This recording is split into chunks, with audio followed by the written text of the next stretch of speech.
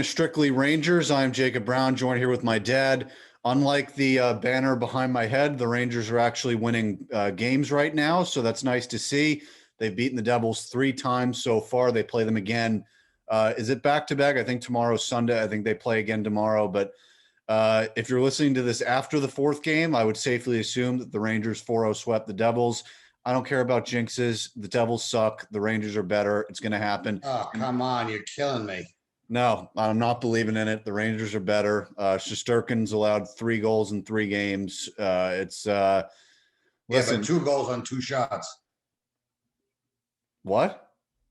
2 goals on 2 shots today. So let's not get carried away. You haven't been a Ranger fan long enough to get carried away like this. Well, hey, you talked to a very long-time Ranger fan, Larry Brooks, on email. So why don't we go through that? This we got to lead off with this.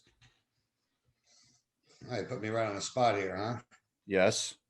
So Larry Brooks. Every once in a while, like twice a year, I'll say something to, respond to an article that he writes with a quick email. And by the way, I will say this. At the end of the day, any public writer, especially someone that's been around forever, 40 odd years or whatever it may be, to still allow themselves to be accessible to the public with a direct email address has got, to me, that's worthy of respect. The fact that he has that kind of open channel, and God knows the misfits that reach out to him, probably including myself. But the reality is that that's an amazing. I think it's just really respectful it's a humble kind of show of respect. I think to the profession itself and to the people who read him. So so he had made a point, and I'm not going to read it verbatim. He had made a point that he made a comment at one point in an article, with the article's premise being that the Rangers ultimately going to have to trade away some pieces. Because of the logjam on both defense and up front, that not all the guys, not all the prospects that exist in this franchise right now can possibly go forward with the team. There's just not enough spots. And we've talked about that. Forget about the kids in the minors. You know what I mean? There's not enough spots on the pro team. Right. Yeah. The way this thing plays out. Right. So, but one of the things he pointed out is that, he had kind of Condre Miller and Zac Jones in the same discussion. And my point to him via email was that those two are not related in any way. Zac Jones, and my point was that unless Condre Miller literally falls off the planet, or forgets how to skate, or wants to stop playing hockey, there's no way that Zac Jones could ever threaten one of the 3 Condre Miller's post on the left side, right?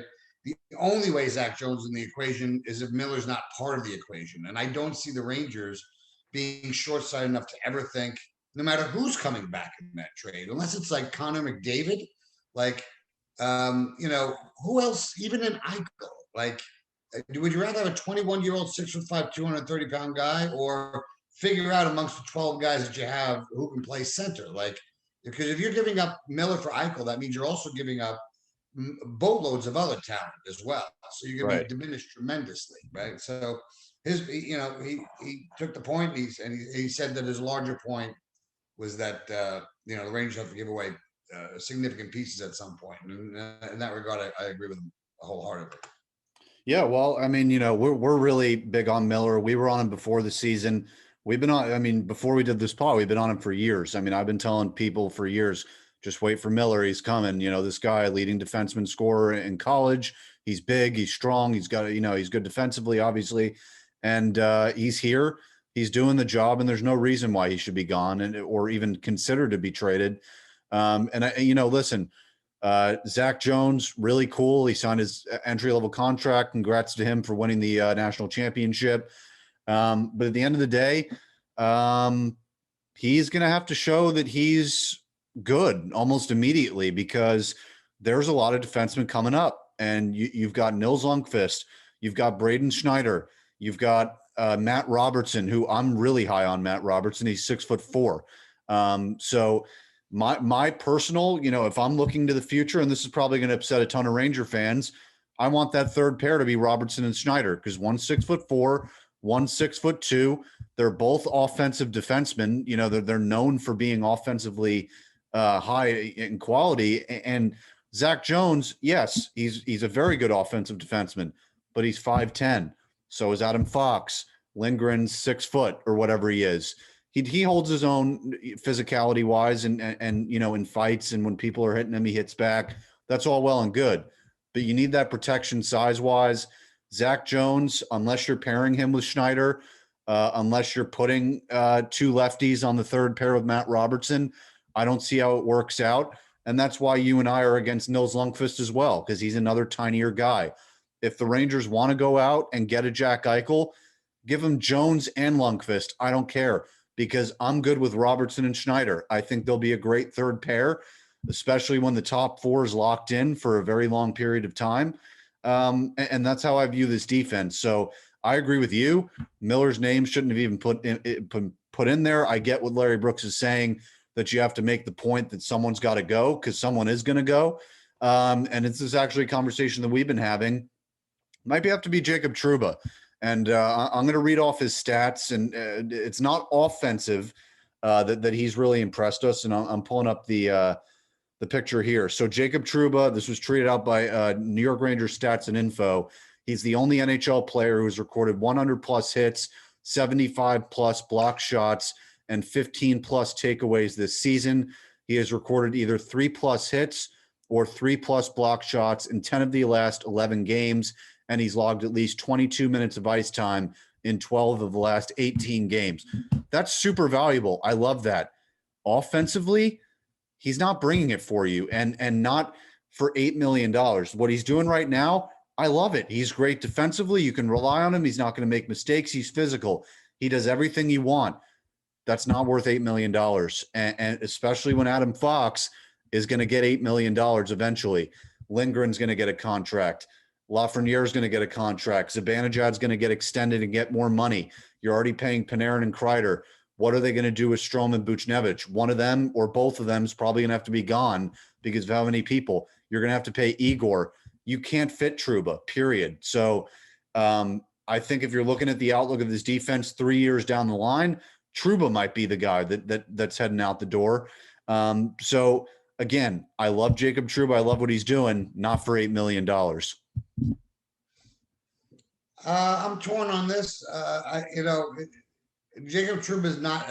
See, they got Jacob Trouba at a point where they thought that he was going to answer a lot more questions for them role wise. Right. So the anticipation was, he's not just going to be the defensive defenseman. He's going to be, the power play guy, and the number one pairing dude, and so forth. And I remember even at the time, people talking about the fact that he wasn't even like a number two pairing in Winnipeg.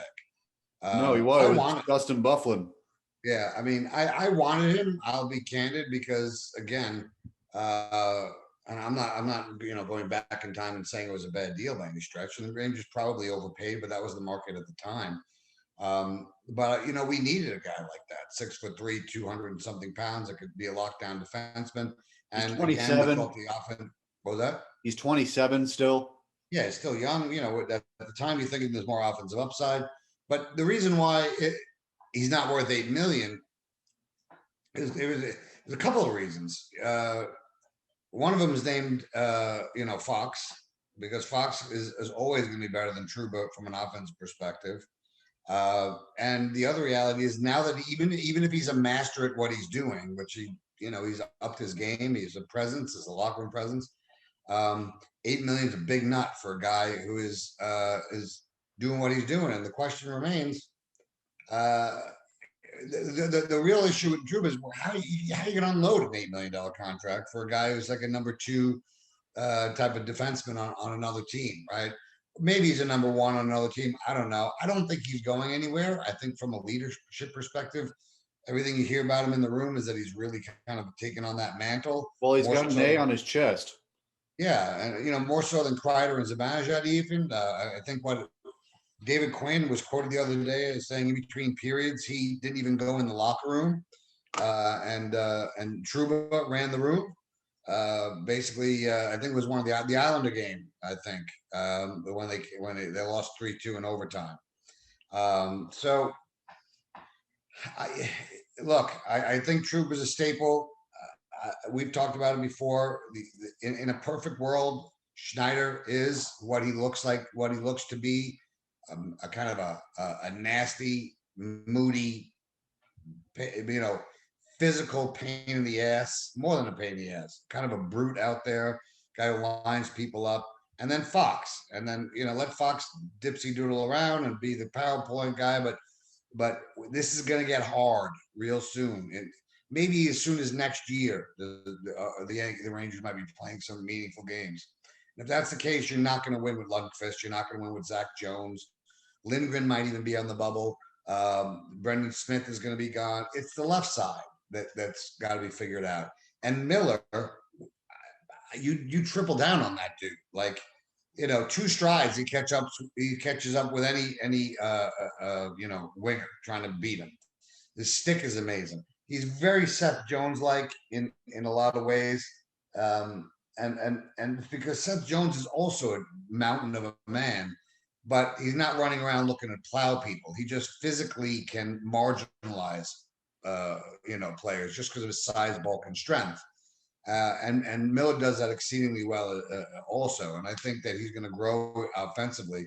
So really, it's at least 1.5 spots are open on the left side, and it cannot be Zac Jones. I'm sorry.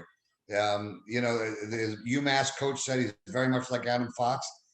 Candidly, he has to be better than Adam Fox. Like, he has to be Adam Fox, like on his best fucking day in the NHL, for me to want another 5'10", 170-pound defenseman back there. This is the East. It still has some of the holdovers of the 80s and 90s when it was kind of a black and blue division. You still, for the next several years, you're going to got to go through Washington, the Islanders, and Boston. They're big, they're strong. After this year, Tampa's no pushover. So size, speed, strength, physicality, little bit of jam. That's what you need on defense. And if you got Miller, who's already playing the power play, who's excellent on the power play, and Fox, you're done, because they've got 37 forwards that can play the power play too if they want. And they don't even play a traditional power play spread. They don't have 2-point guys. They've got 2 guys on the hash boards, and so yeah, that's my take. Yeah, and about Trouba, I'm not saying to trade him. I'm just saying if you got to move a guy, maybe the guy making the most money is the guy you do it to. And also, they have a window. They don't have to pay Fox next year, the year after. They can give him a little bridge deal. That's what the Rangers usually do with their guys. They give them 2-year bridge deals where they can fit everyone under the cap. So they have 3-4 years before they even have to worry about Kakko and Lafreniere getting big contracts. And let's just say this. Kakko's got to score goals before we can talk about him making $5 million plus. Same thing with Lafreniere. We're thinking of it as a given. It might not necessarily be. And so they've got to start doing that. And Kakko's playing better. Lafreniere's playing better. But next year is the year. If they don't score at least 15 goals, I don't even know about them. And here's the thing. I get it. Here's the prime example. Pavel Buchnevich turned 26 today, scored a hat trick. It took him like 5 years to get to this point. You can now look at him and say he's a 25, 30, maybe even more goal scorer. I think, what does he have now? Like 20? And this is a shortened season. So he could be a 30 goal scorer. He's 6'3", all this. It takes time for some guys, because my theory now is if you don't have overwhelming skill and you don't have overwhelming talent, it's going to take you time. And that's it happened with Kreider. It's happened with Buchnevich. CJ, Panthers fan, he's like Huberdeau, Barkov, all those guys. Took Ekblad too. Took him 4 years to really turn into who everyone thought they could be. So I'm not writing off these guys, but Kakko, he is not overwhelmingly more skilled than other people. He's just not. Lafreniere is. So I give him a little bit of a shorter window before we start saying, okay, you got to push the gas on the gas pedal now. But Kakko, give him some time. So that might help the Rangers in the cap situation. But at the end of the day, there's so much. I mean, the fact that we're having this conversation and you got so many good choices, I think at the very least, the Rangers should be giving Jones a chance, at least to bump up his trade value, because he could be very valuable. A lot of teams would want a guy like that.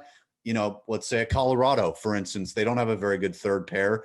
Go trade him to Colorado. You know, they might want a guy like that. They've got Cale Makar and some guys on that defense. So that's personally what I think about it.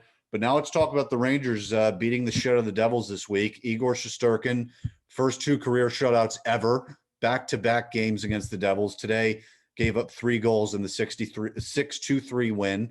And yeah, we can't jump that fast. You said a lot of shit there. Okay, all right.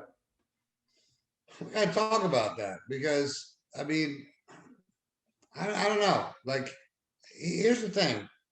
You look at the stuff that Kako can do with the puck in traffic. He's starting to recognize that he's got size and strength, and he's holding on to the puck. And Valaket said it, which I thought was a great point, and it's 100% true. You as you're watching your young players develop, you don't want to see them give up the puck. You don't want to see them think, okay, I've got to always defer.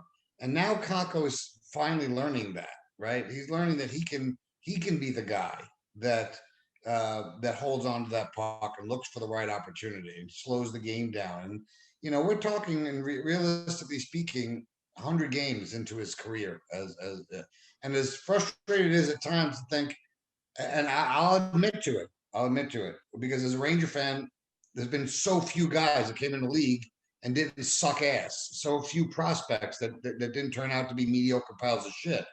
That I'm thinking, why don't we have a Lafreniere and Kako and show up 1 and 2 and like dominate the league overnight? But I think we said on another post, another podcast, you know, reality is that how many Crosbys are there, Malkins, McDavids, Austin Matthews, Stamkos, right? Guys that come in the league and are legitimate number 1 guys from day one. Those are rare. One thing that Kako and Lafreniere don't do is skate well. I don't mean that they're poor skaters. I mean they don't have speed. And in today's game, they don't have breakaway speed. In today's game, that's a big differential ultimately. And so I don't think they're ever going to be those types of guys. I don't think they're ever going to be those generational players. I think that what they're going to be are, if we're really fortunate, you know, 80 to 90 point guys year over year. Maybe they crack the 100 point, you know, maybe, you know, but if we got those 2 guys doing that, and Zibanejad and Panarin are your 100 point guys, you're in pretty good shape. So I think it'll come with those guys. The one guy that I'm really freaking high on, though, it's a small sample size, but just from his mannerisms, strength on his skates, sense of presence out there, is Kravtsov. Yeah, he got like 7 games under his belt, and I'm like, holy shit! You can tell this guy's an adult. I mean, you can tell KHL, even though it's not as intense a league as the NHL and it's not as difficult a league. The fact that he ran home to mommy might have been the best thing that ever happened to him, you know, in the long term, because he looks like he belongs. No, 100%. I mean, he's the, honestly, out of the 3, he's going to be the one that succeeds first, and you know that's a good thing. And I feel like once he reaches his max potential, you put him on that right wing with Panarin and Strome. You know that gives them that size and protection. And who knows? You know, there's some good things to come from that. So, but yes, I say I don't look again. We've talked about it, it's not just size. Kravtsov's never going to protect anybody. That's not his game. Well, I mean, he has immense skill. It's just better than having Colin Blackwell on your wing. At least he creates space. Yeah, but he's not the physical presence that would ever do anything to dissuade somebody else from trying to kill Strome or Panarin. Yeah. And you know, here's the thing. I've said it a million times, and I'll probably say it another million times. The Rangers got to figure out sooner rather than later whether or not they want to get a little bit creative with some of these guys, because I think that, and somebody recently mentioned it, but you know, I think both Hedl and Lafreniere are playing out of position right now. And look, what have we seen this year? That this team, once there was a little bit of stability, I mean, they started out 4-7, something like that, and now they're like 22-16. So you're talking about a team that's been 18-9 and whatever since. Maybe next year is their year where you can say, you know what, they're growing up a little bit. Maybe they're next year they're the Yankees of 2017, right? They Right. might challenge for something if they get some supplemental pieces, a couple of hard nosed guys for the third line. I mean, for the fourth line. But again, there might be a blockbuster and this settles everything. But Lafreniere's got to be in the fucking middle. Heedle's got to be on the wing. Sorry, that's just the way it's got to go. And they got to start figuring that out now. Larry Brooks talked about how they got to maybe Heedle, maybe Panarin is the way to unlock Heedle, meaning put Heedle as Panarin's center. I don't see that. I don't think Heedle should be anybody's center. I think he should be somebody's wing. I agree. I mean, Heedle shoot first and Lafreniere's pass first. I mean, it's pretty simple. I mean, just break it down to the bare minimum, and that's just the base argument there. And listen, all pro sports teams seem to be like this. They don't like to fiddle with stuff. They don't like to do the obvious thing until their back's against the wall. I hope it happens because they should at least try. I mean, why not try? David Quinn switches up the lines 52 times during a game. Try it out. I mean, what the fuck? So, yeah. So now we could talk about the Rangers shellacking over the Devils this week. And I don't remember when we did our last pod. I think we did it after the first Islanders win, and then they lost in OT in that second game. They got 3 out of 4 points from the Islanders. We'll take that all day. But against these Devils, what do you think they've been doing right, Dad? Very, very little wrong. I mean, the two shutouts are nice to see, but they did get outplayed for stretches of time, even in the shutouts.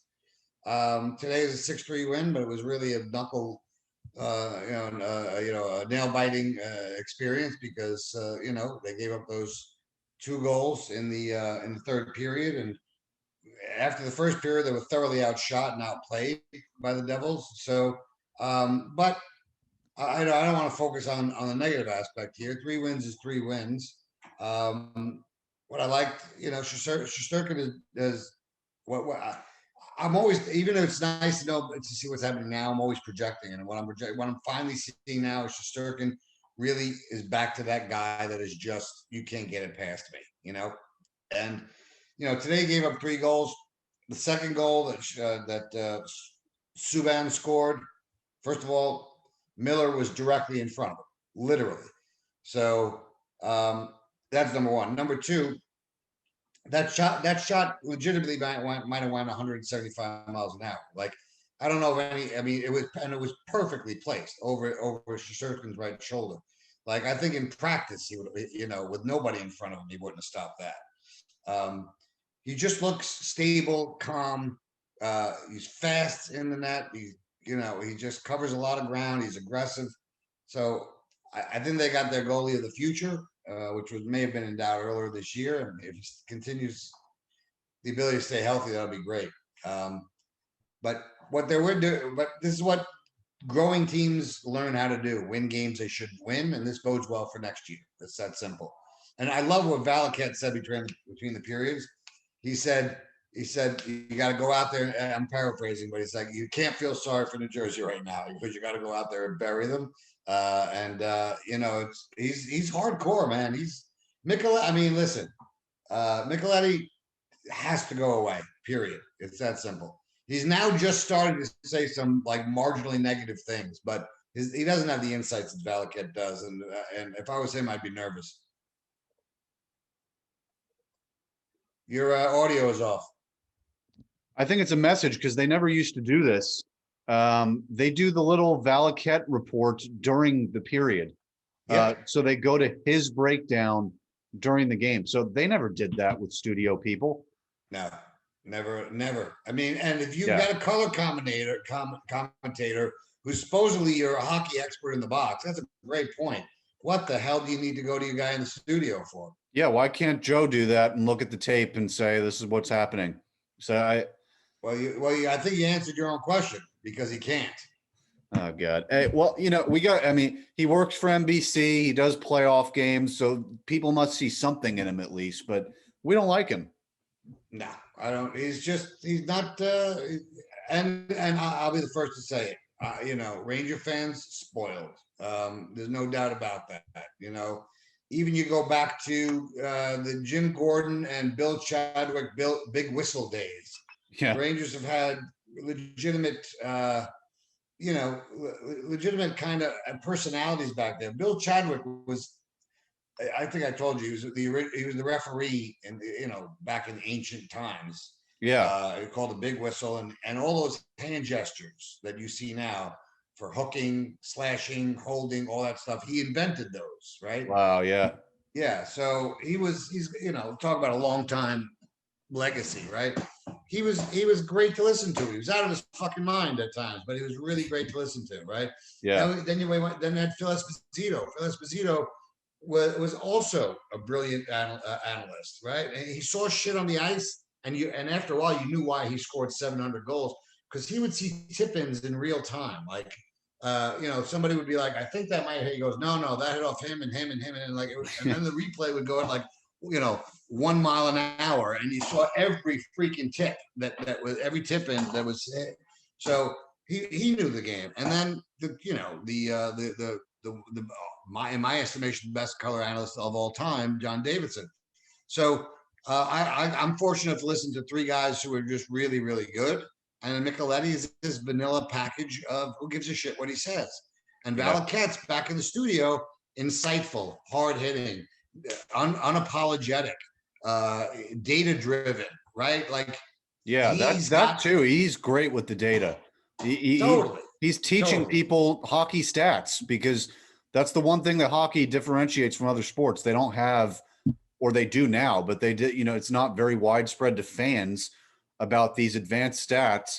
And, for baseball, I'm a big advanced stat guy. I don't follow it like gospel, but I listen to certain ones, and I, like WOBA and weighted drunk rated plus and OPS plus and all that crap.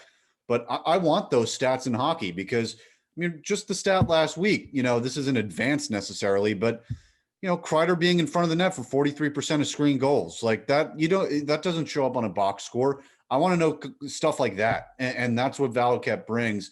And another thing with him too is he's got a big social media following. He's always interacting with fans. People know who he is. They look forward to hearing him. He's got a lot of momentum on his side. So wouldn't be shocked this is what's going to happen. The Rangers brass, or Madison Square Garden, or MSG networks. This is what's going to happen. Same thing happened with Chris Drury. You get a little bit of momentum behind you, and all of a sudden, Valaket's going to be offered a real gig someplace. Yeah. Right, and then they're going to have to make a choice. Hey, that's why we have Micheletti, because everyone else takes executive jobs and scouting jobs. Yeah. So somebody's going to offer Valaket a broadcasting job somewhere, or a front office job, or whatever it may be. If it's a front office job, then Rangers may not have any choice. Maybe that's what Valaket's aspirations are, right? Could maybe be. He wants to turn broadcasting into a front office job, assistant GM, or whatever it may be, because he's clearly knows his shit. But if he wants a broadcasting career, Micheletti should be polishing up his resume in the next couple of years, because he can't do his shit that Valaket does. I should say this: he's chosen not to. Right?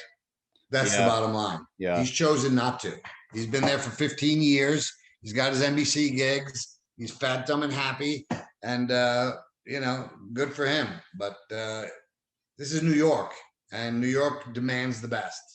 Well, listen, Michael Kay, I watched him. I forget what it was. I just randomly saw it in a little YouTube clip from his radio show. He said, you get laughed at in New York if you're like that. Yeah. So, the other announcers know who those people are. And I guarantee you that Sam Rosen knows it sitting next to him. Sam Rosen even takes shots.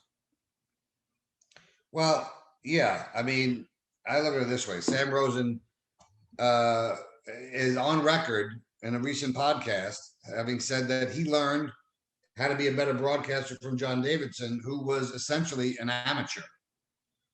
He just learned how to be an unbiased and informative broadcaster. Right. And he learned that from John Davidson, and that's why John Davidson was good. John Davidson was never looking for excuses to make the Rangers look good. He was really doing what his job is, analyzing the game, right? Seeing the game within the game, not watching, not just looking at the score and the shots and the this and that, and following the puck. Like, yeah, constantly you would hear John Davidson, give you the anatomy of a play behind the puck where the camera wasn't even on it. You know what I mean? So he was watching the game within the game. I found it really interesting, and maybe quite revealing as well. John Davidson's a former goalie. Valaket's a former goalie. You know who else too? Brian Boucher on NBC, with the best color guy they had was a goalie. Yeah, the thing is, you got to think about it. And Darren Pang is another goalie. Steve Weeks. Kevin Weeks, yeah. Sorry, Steve Weeks is an old Ranger goalie. Yeah. So is Kevin Weeks, by the way. But yeah. But Kevin Weeks, another goalie who's the star of the MLB NHL network, as far as I'm concerned. He is. Yeah, he's the best thing that's ever hit that fucking studio. So as far as it might be like catchers in baseball. You know what I mean? Like, they see the full game, and they watch the game develop. And I don't know. It's not all of them, obviously. I'm sure there's some complete knucklehead goalies out there, but it seems to be a little bit of a common theme. Yeah, no, it definitely does. It definitely does. So looking ahead, beyond the Devil game tomorrow, the Rangers go on the road. They face the Islanders on Tuesday night on the road. Then they get a day off and they play Philly back-to-back at home. They get a day off Saturday, and then they face Buffalo at home on Sunday. So 3 out of 4. I mean, if you're really, because Boston keeps winning. They beat the Islanders twice, so thanks a lot, Islanders. And the Rangers have to win games. So if they're really in a playoff hunt, they got to win. We talked about it. They could go 8-2 in this stretch. They might go 4-0 against the Devils, and that starts off the run there. And now you're in the stretch against Islanders, Philly twice, then Buffalo twice. Win 3 out of 4 this week. So it's Buffalo. It's Islanders first on the road on Tuesday, then Philly twice back-to-back at home, and then Buffalo on a day off at home on Sunday. Well, I mean, last week we were talking about, the possibility of them getting, the need, I should say, to get 8 points against the Devils. I didn't think that it was a viable. I thought it was a pipe dream, candidly, but now they're on the precipice of actually pulling that off. And so now it's at a point where it goes beyond just they need to win these 4 games. For me, at least, it's to the point where you start thinking, well, listen, Philly is basically a shadow of themselves earlier in this year, and they suck then too. We've talked about that all year. They're not that good of a team. Sorry. They had a nice little run last year and got lucky, but they don't have the weapons. And Buffalo. So there's your 3 wins right there. I mean, I legitimately think that the Rangers should be able to win those 3 games. And listen, they played the Islanders really fucking well the whole year. Exactly right. So I'm not discounting the Islander game by any stretch, right? So and I'm not saying they're going to go 4-0. I'm not being some silly ass fan here. What I'm saying here is that the Rangers, the way they're playing hockey right now as a team, Buffalo should not be should be dismissed out of hand. They should dominate Buffalo. I'm sorry, I don't care how that plays out. They should crush Buffalo. And Philly's going one way, the Rangers are going the other way. They should absolutely dominate Philly as well. They should. And what I'm saying here is that they should have the confidence getting into this week that this is not, January, whatever the hell it was. Like, this is a different team. They're solidified. Still, Gautier's on the bench. I can't get my fucking head around that with Brett Howden out there. By the way, Brett Howden, it's gone from, hey, let's root for this guy, to get him the fuck out of this goddamn building. Yeah, seriously. He has no idea where anybody is on the ice at any given point. He came in on the off wing today. He had a guy that was trailing him. He was at the circles on the right wing with the puck, about an hour's worth of time. He had a guy his own guy behind him. Everybody on the planet knows at that point, hey, let me drop the puck here. That's the fucking shot. He couldn't even do that. He can't do the little shit. I mean, he's not only does he not drive to the net, I don't think he knows where the fucking net is on the ice. And then you got Gauthier in street clothes. I can't fucking get my head around it. I really can't. No, that's the one move that you can't really defend. 1 goal, 4 assists in 35 games for Howden. I mean, he does. And it's an empty fucking netter, for Christ's sakes. Oh, I forgot about that. Yeah, I mean, come on, Come on, it's literally a joke. He's not snake bitten. He's not unlucky. He's not like he hit a bunch of posts in the ball. Yeah, he's never been good for any stretch of time ever. Never. He's never produced. I mean, even with Hedel, where you scratch your head and you say, "Oh, that talent," and he goes 10 games without sniffing the net. You're like, okay, he's got his streaks at least. Like, yeah, you're right. There's no Howden streaks. It's just the experiment's over. Come on now.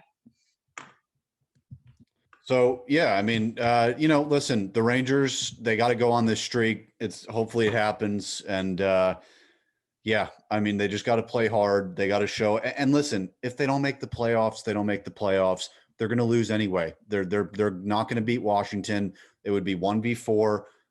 It's not going to happen. So it's just the effort level, and you want to see them be able to play up to par with these other teams, and that's really what we want to see. You want to see them beat teams that we think they should beat, and if you don't end up making the playoffs at the end of the day, that it is what it is. You did what you could at the time that you tried to do it. And Boston, they beefed up at the deadline. They did what they did, and it is what it is. You just to end the season on a high note and to go in and beat teams that you know you could beat, it makes that confidence level go a lot higher going into next season as well. Well, listen, part of this that can't be dismissed is the fact that these guys, these young players on the Rangers, remember, how old is Ovechkin? Like 38? I mean, he's mid-30s. Yeah. I mean, I don't think he's that old. Well, so he came up 16 years ago. So he's like mid-30s, 35, let's say, right? So Lafreniere was 3 so Bergeron, Marchand, these guys, Yeah. they're facing these guys. They grew up idolizing these guys. And so when you're on the ice with them all of a sudden, it's probably difficult to adjust to the notion that you have the skill set to compete. So what the Rangers young players are learning right now is the fact that, hey, listen, we're actually in the game with these teams, right? They're not losing they've taken at least three games, I think, from Washington. Yeah. They've taken a couple from Boston, right? And the only real nemesis this year has been Pittsburgh. But they've held their own against all of the kind of the juggernauts of this division. And so as a consequence, that's what you take away from this season. The fact that you've gone up against guys that you've idolized, you've gotten past that hurdle, and now they're just guys that you're playing hockey against, right? And then so you're not deferring to them. You're not going to the corner thinking, oh God, here comes Bergeron or Marshall. You've got something under your belt. So I think whether they made the playoffs or not is irrelevant, and it's ultimately why the choices that have to be made at this point are centered around who are your horses going forward. Who do you have enough confidence in to say I think they're part of the future? And if anybody's still of the opinion that Howden is part of that equation, I can't get my head around it. I can't understand how that's considered to be a justifiable perspective. And obviously, you've got guys that spent their entire careers evaluating hockey, and maybe they're seeing stuff I'm not. I'll readily admit to that, but it's just he doesn't pass the eye test for 3 years running now. No, I totally agree. And by the way, Ovechkin's 35, turning 36 next season.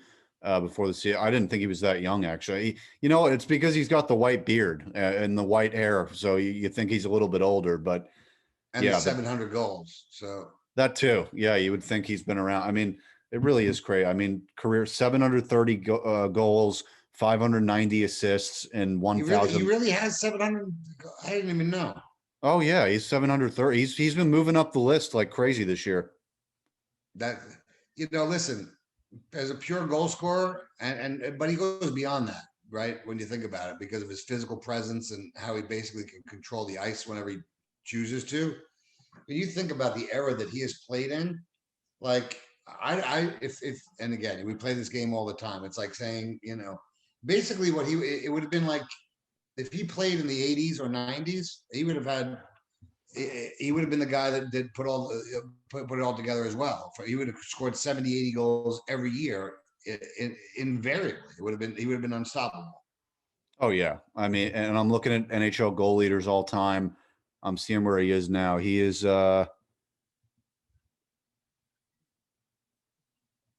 6.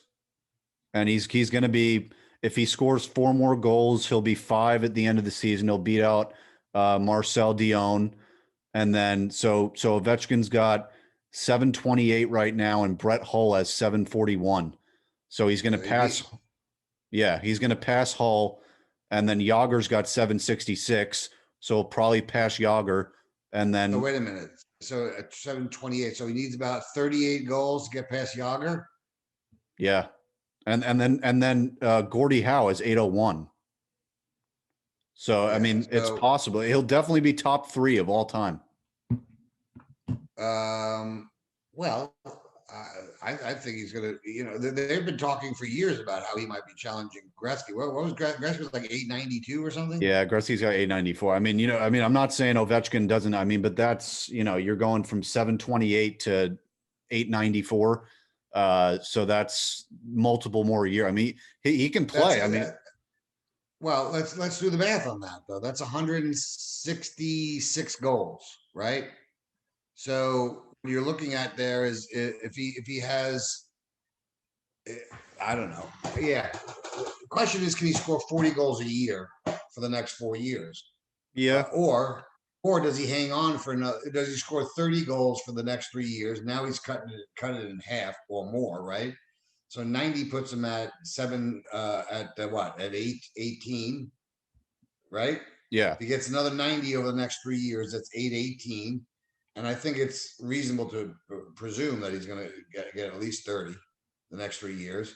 Unreal. And then again, if he hangs on another 5 years at 25 goals, I mean, look at Chara. Chara's like what, 53? I mean, yeah. No.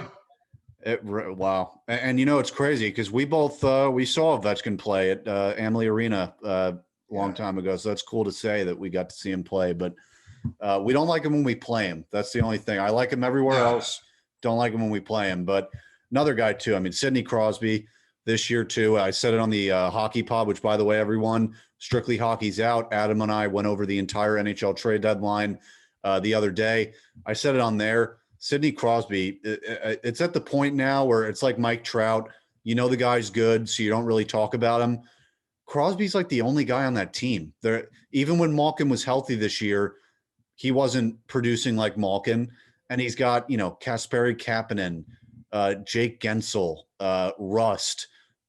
He just got Jeff Carter, a 36-year-old version of Jeff Carter, and Zucker. I mean, these are not legitimate weapons anywhere else. I mean, maybe, I'm not saying they're bad players, but they're all beefed up because of Crosby. And the Penguins have the second most goals in the division. And I think it's Crosby.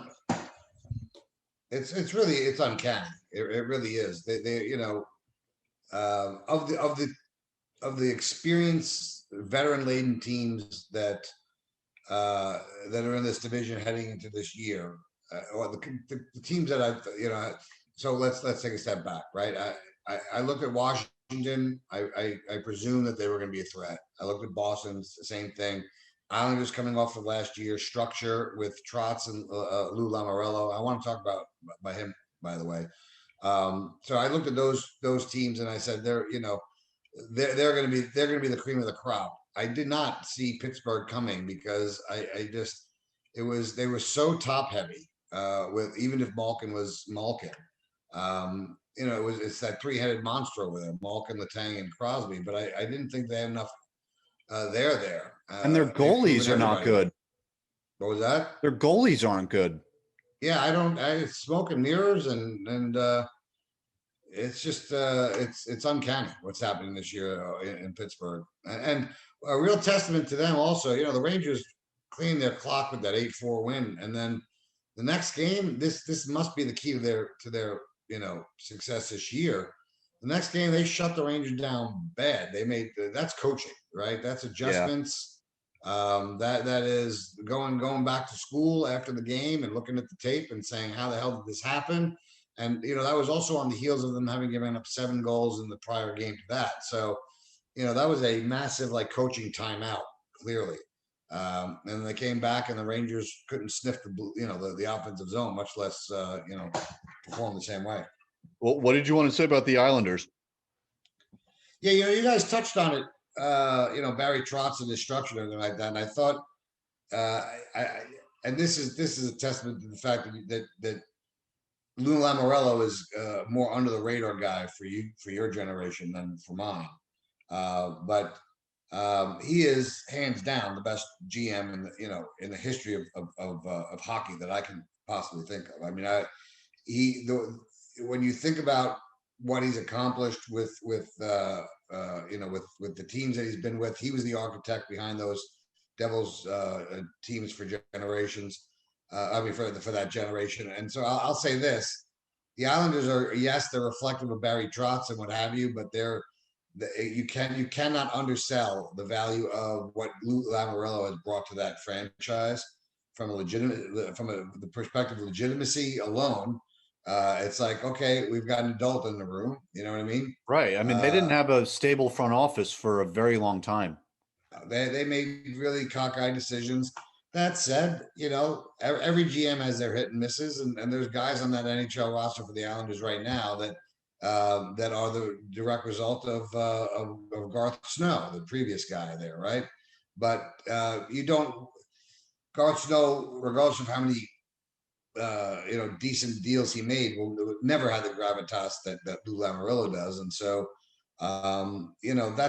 that's why the Islanders have an identity. They went out and they got like 2 no nonsense old school guys to run that organization, and they built a team that can do what it needs to do in the playoffs. All right. So, what's a good way to finish this pod? You know what? Let's predict the first goal of the 3:00 Devils game on Sunday. Valaket does it, and I wanted to see if we could do it. I'm going Kravtsov first goal tomorrow. Somehow I knew you were going to say that. Yeah. All right. I don't know. Based on the look I saw, I'm going to say Kreider. Okay. He got more legit. He's been in a slump. He got some legit chances today. Run one off the post.